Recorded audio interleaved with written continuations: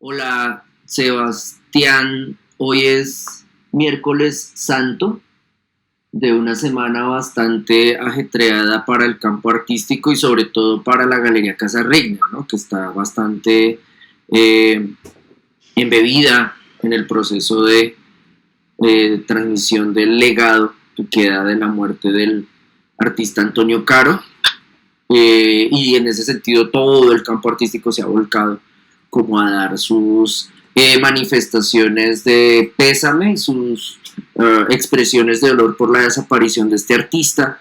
Sin embargo, yo más que irme por esa tendencia de opinión, por ese consenso, casi santificación de este caballero, yo quería era más bien hablar con usted de un proyecto que usted está presentando en las salas del Archivo de Bogotá, en las salas de exposición del Archivo de Bogotá, en el tercer piso.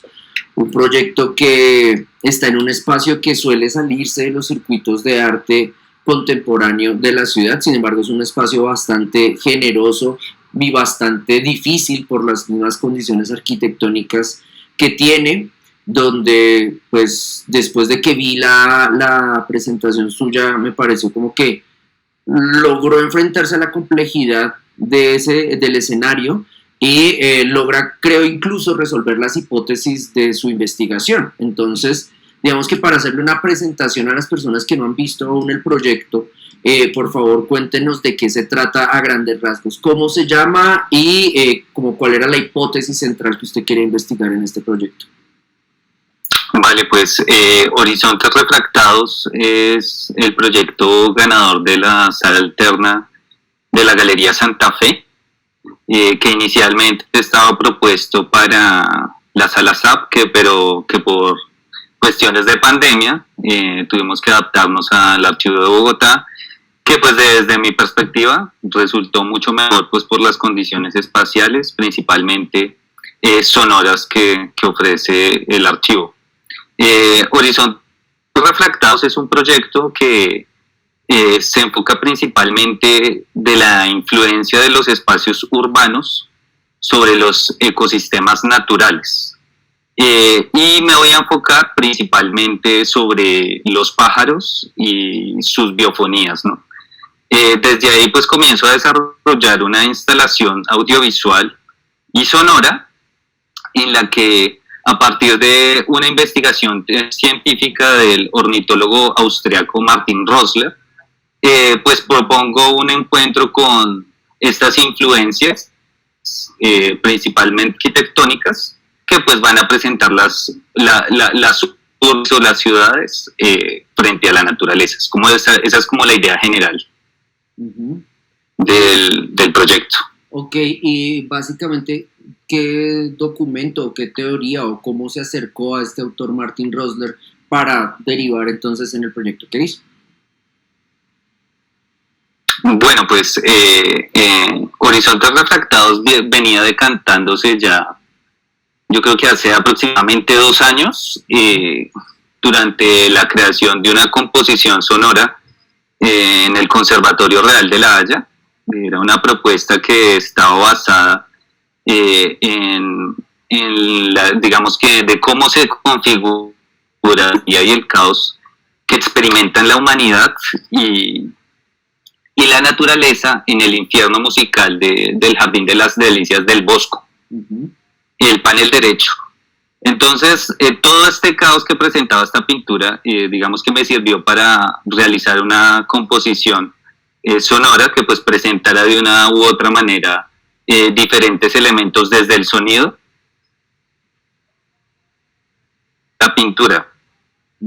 A raíz de esto pues voy a comenzar a introducirme en el mundo principalmente del antropoceno, pues algunos le llaman capitaloceno o chujuluceno, como le llama Donna Haraway, pero pues yo me voy a centrar como en el antropoceno. Esto en primera parte. Y posteriormente, pues, indagando sobre la influencia de la urbe, ¿cierto?, en el paisaje sonoro y en los ecosistemas naturales, y me voy a encontrar con un documental de la National Geographic, en donde aparece una ornitóloga que se llama Christine Shepard, y pues pues va a aparecer hablando de la influencia que tienen las edificaciones en las migraciones de las aves. Ujú. Principalmente la influencia que tienen el reflejo de los paisajes, como el cielo, como los árboles, y cómo las aves confunden estos paisajes reflejados con paisajes reales, ¿no? Y entonces lo que ellos realizan es, para testear las aves, para saber si ellas podrían identificar determinados patrones, es el túnel de vuelo. Entonces comienzan a explicar un poco cómo funciona el túnel de vuelo, y entonces pues voy a comenzar a introducirme como en esa parte de científica, y pues voy a llegar hasta Martin Rosler, que pues es el primer investigador que propone el túnel de vuelo, pues que es una estructura, ¿cierto?, en la que al final del túnel hay una ventana con dos opciones. Una primera opción es son dos ventanas. Estas dos ventanas, una está demarcada por diferentes patrones que me gustaría mostrarle por acá. Uh-huh. Voy a compartirle pantalla. Un momentico. Uh-huh.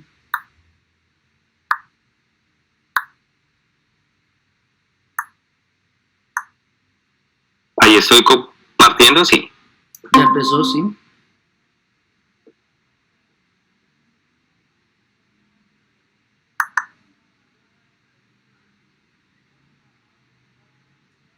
Entonces van a aparecer estos patrones, Uh-huh. ¿cierto? Lineales, horizontales, verticales. Que pues en cierta manera lo que buscan es que el ave pueda identificar en cierta forma ese paisaje fingido, por decirlo así. Uh-huh. Entonces Martin Rosler va a comenzar a trabajar estos patrones con un paisaje de fondo real, pero pues esto va a cambiar, esto no siempre va a ser igual. Este paisaje puede ser, en este caso, como está viendo, puede ser real, o en otras ocasiones fingido. Uh-huh. Entonces me voy a pegar de ahí, ¿cierto? De cómo funciona esta estructura, y para hablar un poco de toda esta influencia de la arquitectura, principalmente sobre el paisaje sonoro. Además, porque la urbe no solo crea espacios sonoros, sino también los modifica, los está cambiando. Y ahí como que comienza el proyecto. O sea, llego a Martin Rosler y ahí arranco. Ok. Sin embargo, su merced mencionó esta intervención en La Haya. La intervención en La Haya era a grandes rasgos, había un espacio público disponible para llegar allá e intervenir con sonido en un entorno que ya tenía un sonido propio. Esto va a ser una composición sonora para un espacio, por decirlo así, uh-huh. Completamente, digamos que sonoro. Son 192 altavoces, y la idea de esta composición era como sumergir a las personas en esa percepción de la pintura, pero en un espacio cerrado. Ok, porque igual sí, en el caso de su obra, digamos, con esta que nos comenta, con una que usted trabajó precisamente para la sala, una pequeña sala que había en la sala de exposiciones de la ASAP, en este tipo de procesos que usted realiza, la conceptualización del sonido para producirlo y para ponerlo en escena en el espacio de la sala es muy importante. O sea, como que la variable de disponer del sonido, de disponer de cierto número de amplificadores o de ciertas fuentes sonoras, le operan en su trabajo de una manera bastante importante. No simplemente acaparar un espacio, ocupar un espacio, sino ocuparlo estudiando de hecho la posibilidad de generar una interacción con el espectador, o una interacción incluso entre los mismos sonidos que usted realiza. Y ahí de hecho, digamos, antes de continuar con el túnel de vuelo, que de hecho después hablaremos, porque en lo personal creo que es como la parte central del centro de la instalación que usted realizó en el archivo, quería irme por el lado del sonido. Quería que nos comentara qué tipo de paisaje sonoro ofrece dentro de su exposición y cómo lo elaboró. Ok, bueno, hay dos cosas pues importantes que descubro en este proyecto, bueno, y anteriormente, y es la virtualidad, ¿no? O sea, cómo el sonido también puede engañar al espectador a partir de la memoria visual. Y hay dos elementos importantes, o sea, venía hace algún tiempo recopilando sonidos de paisaje sonoro, principalmente de aves, pero de aves en espacios cerrados, en jaulas, confinadas, aves confinadas. Sí, algunas veces confinadas, otras, por decirlo así, al aire libre, pero controlado. Digamos que la primera pieza o la primera pista que va a surgir pues para desarrollar la instalación sonora va a ser el trayecto que demora el ave en empezar el túnel de vuelo y terminarlo. Uh-huh. Entonces, voy nuevamente a compartir pantalla. Uh-huh.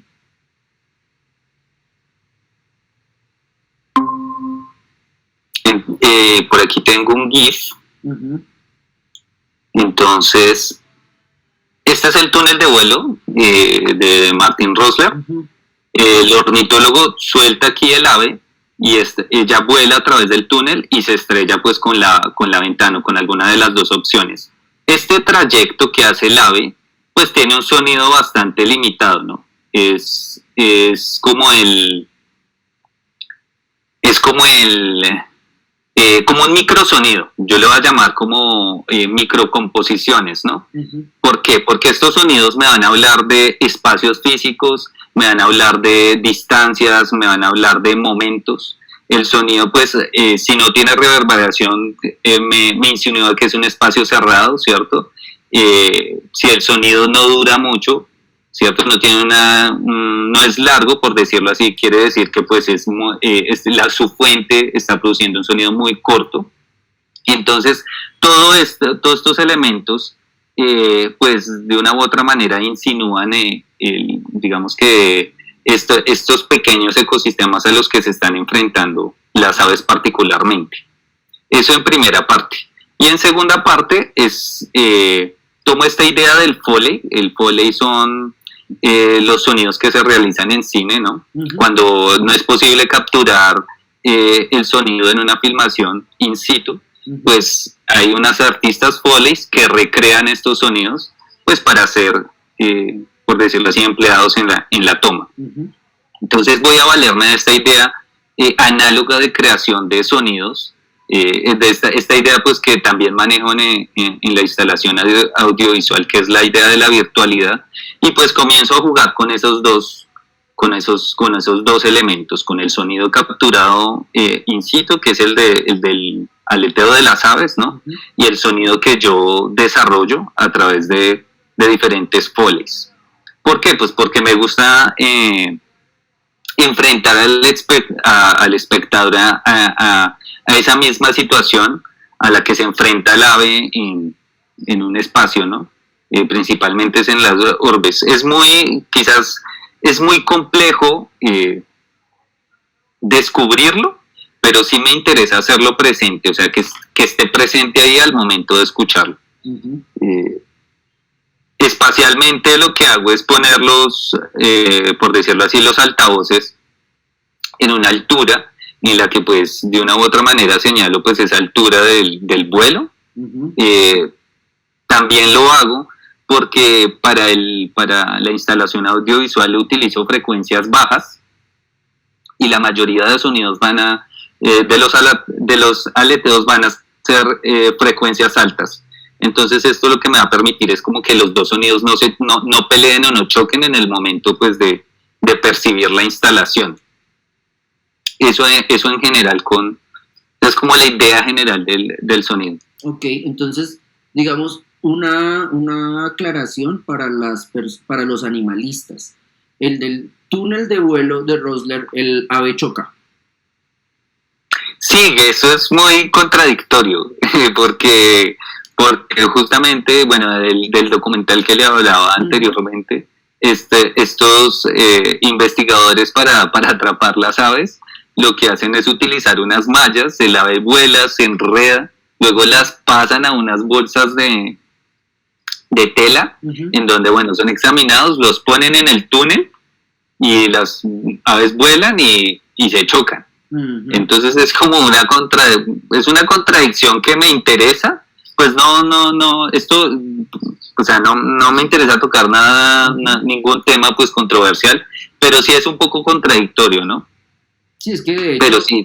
Sí, es como, yo creo que en parte esa fuente teórica del caballero Rosler y el proyecto que realiza, en su contradicción también incorpora o permite dialogar con la misma contradicción que usted está señalando, ¿no? O sea, humanos se aglomeran en espacios, generan construcciones en altura, estas afectan un territorio, llegan incluso a interferir en procesos de migración de aves, tanto que simplemente les ofrecen obstáculos para que choquen y mueran.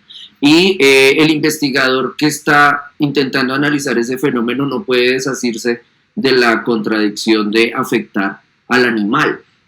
De hecho, creo que la manera como usted mencionaba ahora lo del antropoceno, capitaloceno o tuluceno, también es como un componente teórico que en términos existenciales tiene a muchas personas a quienes se preocupa por pensar en ello. Tiene a estas personas como en una encrucijada de saber cómo, bueno, qué hacer. En últimas, desde esta perspectiva, la especie ha modificado el planeta, tanto así que la hipótesis en la que se basan es que genera una nueva era geológica, introduce una nueva era geológica. Entonces, ¿cuál sería el destino de ello? Entonces, las sinceridades son como las dos ventanas del mar, ¿no? Entonces, o la extinción por consumo, o la extinción porque pues yo mejor me mato, porque ¿para qué voy a seguir consumiendo si mi propia existencia vuelve mierda al planeta? Entonces, y al fin de cuentas se repite como el esquema que por donde coja se va a joder, que es por donde estamos. Exacto.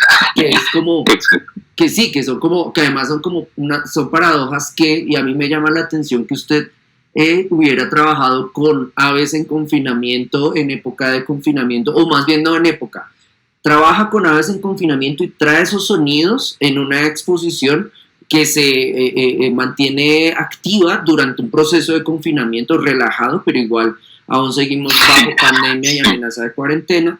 Entonces cuando trae esas capturas de sonido, no deja de recordarnos el hecho de que dentro del modelo de desarrollo económico que tenemos, la salida no es sencilla. Vivimos y dependemos de sistemas complejos de circulación de energía, de circulación de recursos, de concentración demográfica, de afectación ambiental, etc. Y en medio de ese panorama que parece bastante pesimista y que respecto a los seguidores de estas teorías de antropoceno, capitaloceno, tuluceno, en muchos casos lleva como a la inacción, como bueno, entonces ¿qué hago si prender el computador implica generar huella de carbono cada vez que me baño, etcétera, etcétera, etcétera? Más que llegar a ese cierre nihilista, tristón, melodramático, creo que el proyecto plantea otra hipótesis relacionada con la manera en que usted, con estrategias de arte, con estrategias de producción de sentido, puede entender, ni siquiera entender para solucionar, porque eso me gustó también del proyecto, que no es como yo voy a salvar a las aves, voy a destruir las ciudades, voy a opacar los vidrios, es como, no, pues porque de hecho tomar esa vía sería que como llegar al terrorismo de destruir la infraestructura. Y más que llegar a eso, que sería como la salida romanticona y melodramática también de la gente que cree que hay final feliz, lo que hace es, creo, actualizarlo volviendo a esa noción de virtualidad, de ese potencial que hay, lo lleva a la sala de exposiciones y lo dispone de cierta manera para que el espectador, quien asista a ver, interactúe con esa reflexión que usted propone.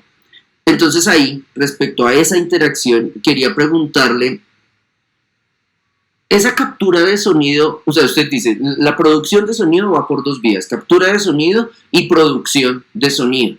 Pues quería que habláramos por ahora de la captura de sonido. ¿Cómo la hizo? Es decir, descríbanos, como descríbanos de manera gráfica su proceso de ir a estos espacios y capturar ese sonido, por favor.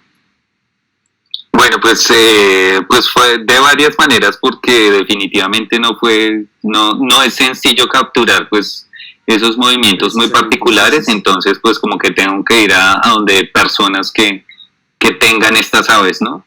Entonces pues algo muy, no se puede sonar extraño, pero pues es un conocido, ¿no? Un friki que tiene pájaros en su casa, sueltos por el apartamento, y lo que hice fue dedicarme a capturar esos movimientos. Bueno, hay un problema y es el canto, ¿no? El reclamo que realizan las aves durante la presencia de un individuo externo, ¿no? Entonces sí, lo que hice tal paisajista sonoro es ir al lugar, recopilar los movimientos y comenzar a seleccionar y eliminar, seleccionar y eliminar.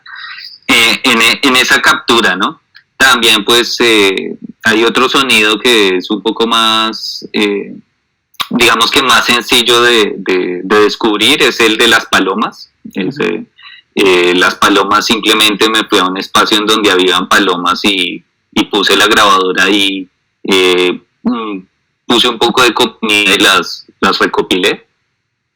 Y otros, pues, visitando personas, o sea, principalmente es visitando, no sé, personas que tenían aves en sus casas, y ahí comenzar a seleccionar lo que más funcionaba para la instalación.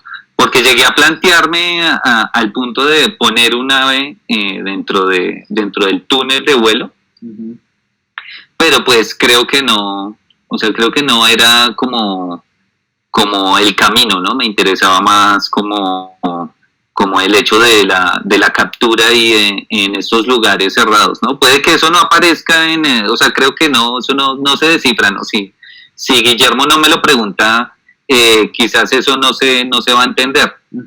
Pero sí me interesa, o sea, creo que le da más, no sé, le da más sazón al sonido, del hecho de que esos sonidos se capturen en estos lugares, ¿no? De los que me interesa hablar también.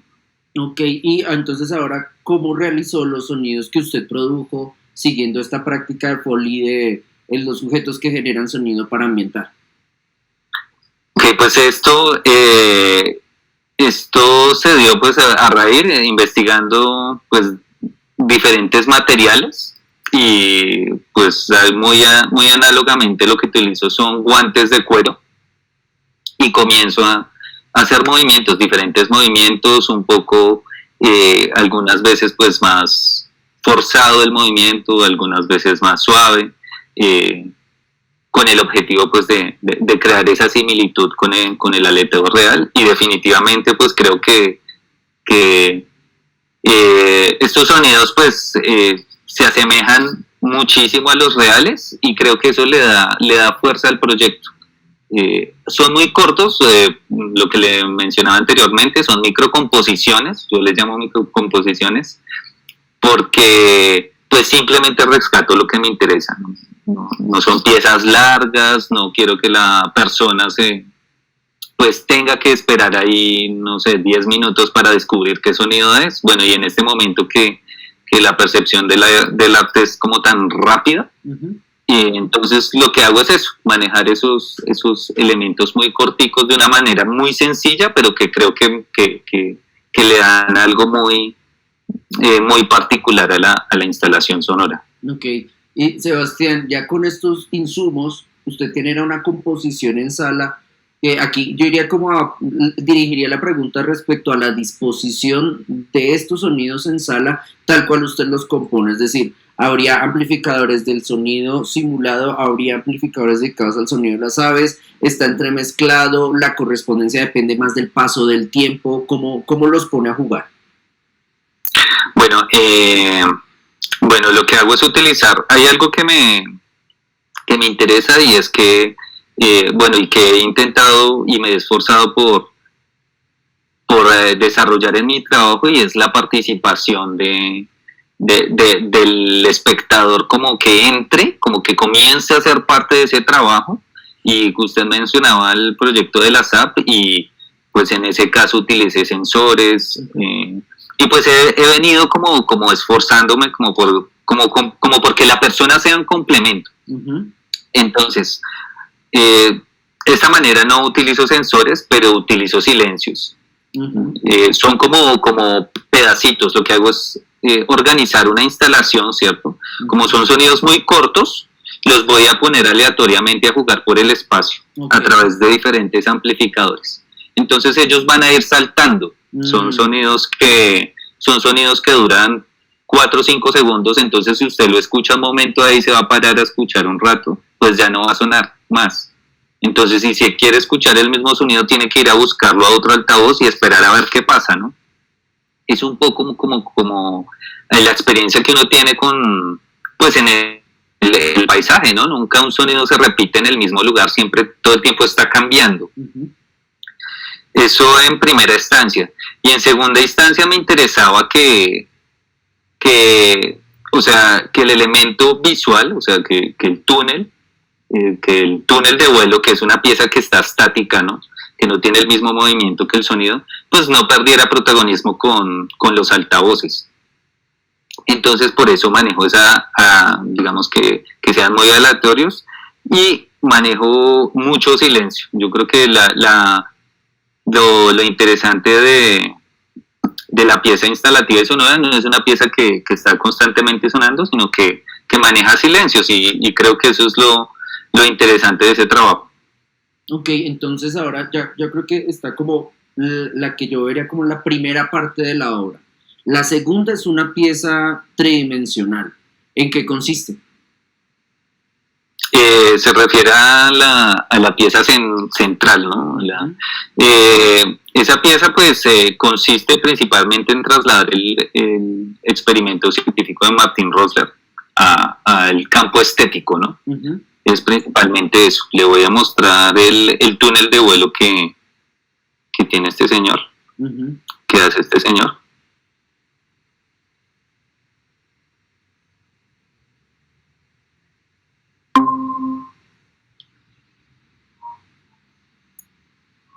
Este es el túnel de vuelo de Martin Rosler. Es un contenedor pues bastante largo, y lo que va a hacer él pues, es, para llegar a este túnel de vuelo, diferentes investigaciones, ¿no? Y va a ser, creo que su método para llegar a esta estructura final, creo que lo percibí muy artístico. Porque va a hacer diferentes bocetos, va a explorar con materiales, va a hacer planos, y creo que eso me va a cautivar mucho al momento de centrarme como en este túnel de vuelo que realiza él. Bueno, van a estar cambiando los túneles de vuelo dependiendo del investigador, ¿no? El que yo utilizo pues es de un centro en Pittsburgh, que pues se enfoca mucho más a las casas de aves. Y lo que voy a hacer con este túnel de vuelo es pues como sobredimensionar esa ventana, ¿cierto? Que va a estar produciendo imágenes reflejadas, imágenes virtuales, que pues van a estar contando un poco sobre esta influencia de las arquitecturas frente al paisaje y frente a las aves, ¿no? Entonces utilizo esta pieza, y algo que me interesa es como introducir a las personas a que se metan, o sea, a que hagan parte de ese experimento, por decirlo así. ¿De qué manera? Pues cosas muy sutiles. Comienzo a involucrar elementos muy pequeños que invitan a la persona a entrar y a ser parte de. En la parte frontal, pues lo que hago es generar ese reflejo, esa ventana, y en el interior, pues una ventana, pues que, como le decía anteriormente, sobredimensionada, que pues nos va a estar presentando 3 tipos de paisajes. El primero va a ser un paisaje reflejado, de cielos, nubes, árboles. El segundo va a ser un paisaje virtual, que esto me va a interesar mucho, y es todos estos procesos urbanísticos desarrollados en 3D, ¿no? A través de software en 3D, y cómo replican estos modelos para construir, ¿no? Uh-huh. Y un tercero son a partir de tutoriales, por decirlo así, muy caseros, uh-huh. Elementos que digamos que aluden a ese reflejo de una manera muy sutil, como la persona que enseña a dibujar un reflejo en papel y lápiz, uh-huh. o la persona que pone un plástico reflectivo en la puerta de su casa, ¿no? Uh-huh. Son esos tres elementos que creo que componen toda esa pieza audiovisual. Okay. Este video, esta recopilación que está al interior del túnel de vuelo, ¿cuánto dura más o menos? Dura alrededor de casi 8 minutos. Uh-huh. Dura casi 8 minutos. No me interesa que sea corto. Y digamos que los elementos que utilizo para hacer este video, pues es material de archivo, también registro, pero me interesa es como no la calidad en muchos casos, sino me interesa es que aparezca esta idea de la refracción. Tomo fotos con celular, grabo con celular, tomo fotos con cámara, depende, todo es como realizar una composición visual también, uh-huh. pues que transmita eso. Ok, y si no recuerdo, el túnel de viento tenía techo a 2 aguas, inclinado, ¿sí? ¿Es así? ¿Por qué? Sí. Pues justamente era porque, por lo que le decía, el Aviation Research Center desarrolla este tipo de túneles así mucho más como estas casas de pájaros. Uh-huh. Entonces tienen pues una serie de diseños así, y a mí digamos que fue mucho más, no sé, más cercano a esa idea de casa de pájaro, uh-huh. Que el contenedor, pues que puede ser un poco más frío, un poco más rudo visualmente, ¿no? Uh-huh. Porque finalmente me interesa es como hacer un señalamiento, pero también un señalamiento sutil, ¿no? Uh-huh. A utilizar una estructura, no sé, como la de Martin Rosler, que es mucho más rígida, es mucho más fría, por decirlo así. Y no quisiera que compitiera mucho con lo orgánico del proyecto, porque es muy orgánico. Uh-huh. Ok. Y ahí entonces, digamos que un tercer elemento de la instalación, así como usted llamaba la atención respecto al uso del sonido como un generador de contrapuntos, me parece también que la oscuridad y el manejo de la iluminación en ciertos espacios también lleva a que uno recorra la sala de cierta manera y a que se viva la sala de cierta manera. Esta sala tiene una altura de más o menos 5 metros y es una sala que tiene unas entradas de luz bastante invasivas, es decir, una gran ventana que está en la parte superior de uno de sus flancos y claraboyas. ¿Usted qué hizo para controlar esa entrada de luz que es fuerte y para una sala de exposiciones es bastante problemática? ¿Qué hizo para controlar esa entrada de luz y después cómo decidió componer con la iluminación artificial un recorrido o una narrativa dentro de la instalación? Bueno, pues me interesa mucho, y en otras instalaciones que realizo, que como trabajo con sonido, pues que los objetos o la arquitectura no se conviertan en una distracción. Uh-huh. Y este espacio, pues al ser bastante grande, es muy imponente, ¿no? Por sus características físicas, por decirlo así. Y entonces esto creo que podría perjudicar sensorialmente la experiencia del sonido y la experiencia visual. Entonces, pues lo que hicimos fue como pensarnos en tapar esas 3 lucernas que tiene la sala principal y estos 3 ventanales, ¿no? Para darle como esa penumbra a la exposición, ¿no? Esa posibilidad de percibirla un poco más nítida, por decirlo así.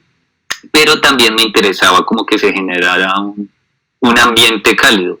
Entonces lo que hago es utilizar dos luces, dos lámparas con muy poca luz, para dar como esa acogida y también darle un recorrido a las personas, ¿no? Son dos puntos muy simples, una que alumbra esta estructura en primer plano, la entrada de la ventana, ¿no? Hago como un señalamiento ahí a partir de la luz, y la otra que va al piso y que alumbra un poco que alumbra el piso. Entonces que cierta parte lo que le permite a la persona es hacer ese recorrido a través del sonido y no centrarse como en elementos que estén por ahí alrededor, ya como los altavoces o los cables están ahí, pero como que no ganan protagonismo. Esa es como la intención. Ok, y entonces ahora ya pasando al espectador, a ese espectador ideal que usted quiere que intervenga de manera activa en la instalación, ¿cómo opera ese espectador en esta época? Sobre todo volviendo otra vez, ¿no?, al punto de que salimos de nuestras casas a ciertos espacios con temor, y en muchos casos, y esto por ejemplo se ve respecto a presentaciones de arte o eventos artísticos, la interactividad en muchos casos como que altera la relación persona que está en el espacio de exposición y obra. Casi que uno podría atreverse, o yo me atrevería a especular cómo va a haber una gran caída de ese tipo de propuestas que buscaban la manipulación, el acercamiento, el contacto de la persona que va a la exposición con los objetos o los hechos artísticos, y parece que vamos a volver a una retracción de lo bidimensional ni siquiera lo bidimensional, a una retracción de la idea de contacto. Creo que se va a cotizar el cuerpo de manera diferente en próximas intervenciones, instalaciones, proyectos artísticos. En su caso, ¿qué ha hecho la gente o cómo opera en su instalación? ¿Va? De hecho, okay. Gente. Bueno, pues la verdad ha ido más gente de lo que me esperaba con toda esta situación tan compleja que estamos viviendo, ¿no? Desde todos los campos.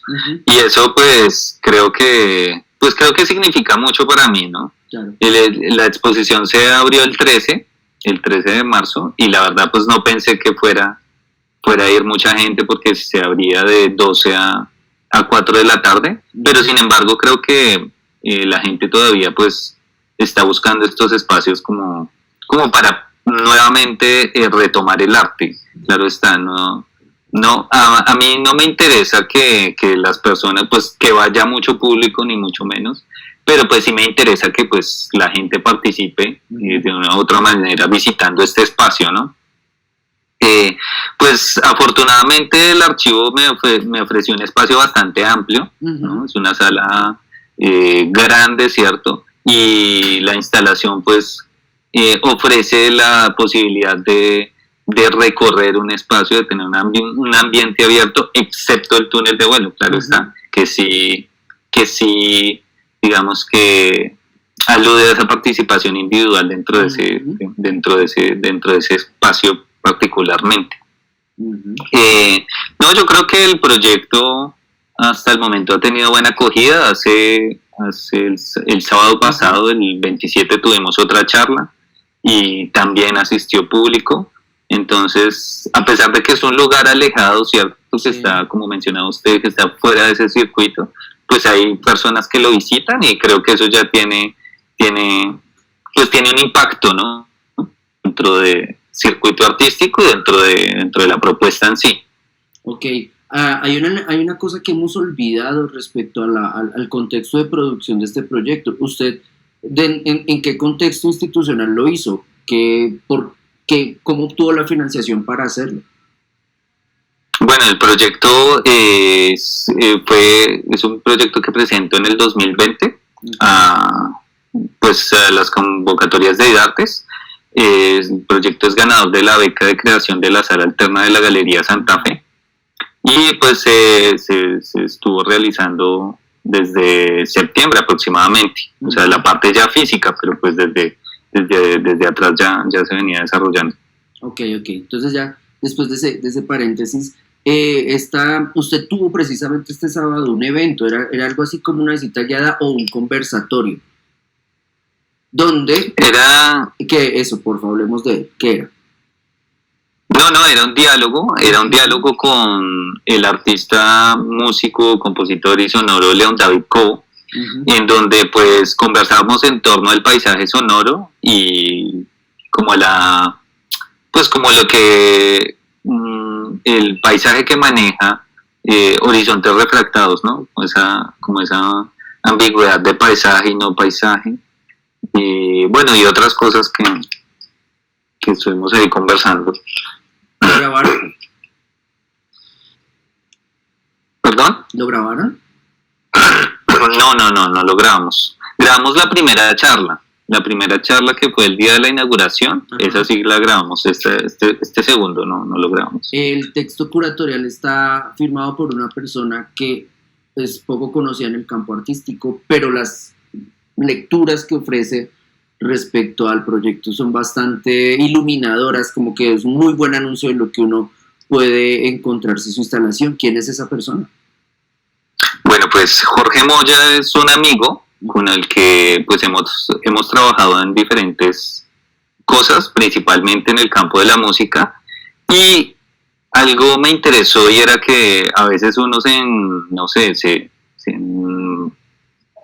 mete en su proyecto tanto que se ciega, por decirlo así.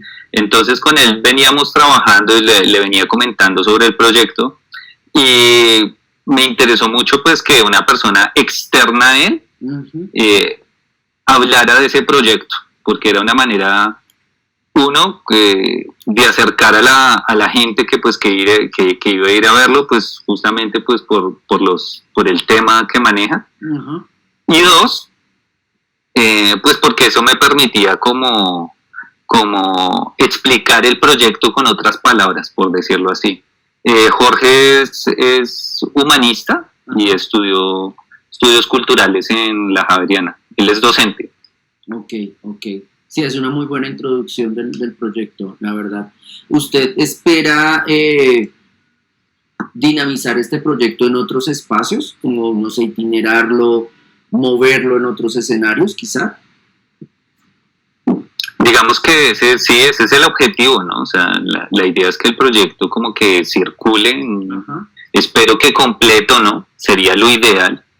Pero digamos que si se divide en partes, la parte sonora pues puede ser puede manejar otros campos. Sí. Y pues la parte visual, sí, por decirlo así, siempre es mucho más compleja, ¿no? Moverla. Y tiene mucho que ver con lo que usted decía anteriormente, y es de cómo se van a raíz de esta pandemia se van a comenzar a mover las cosas, ¿no? Y creo que el sonido tiene esa herramienta, ¿no? La virtualidad permite, pues, digamos que extenderlo, no de la misma manera, pero pues sí uno puede acercar a las personas, no tanto con la estructura, ¿no? Pero sí, la idea es moverlo en diferentes espacios y lugares, ¿no? Ok, y digamos que hay una pregunta que sale, sería la de si ha tenido contacto con entidades ajenas también al campo del arte que estén relacionadas con estos procesos de visibilización de crisis ambientales, etcétera, para ofrecer la propuesta.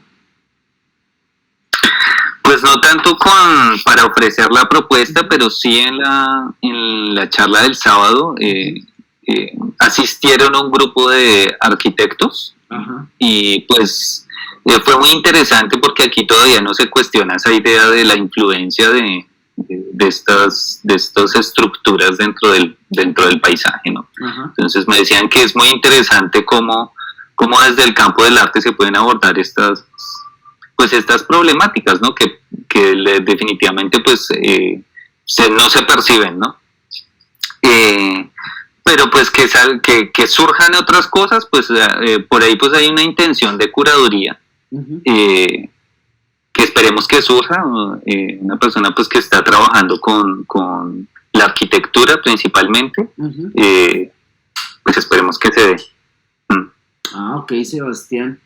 Pues nada, yo creo que queda más que claro el proyecto que usted está presentando y como las diferentes perspectivas que intentó cubrir para resolverlo en el archivo? ¿Hasta cuándo va el proyecto?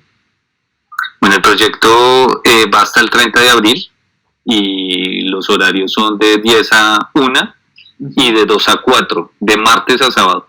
Ok. Ese es Perfecto. el horario de visitas. Pues nada, Sebastián, muchísimas gracias entonces por la charla, hombre. No, a usted, Guillermo, y gracias por la invitación. Vale, listo. Chao. Chao, pues.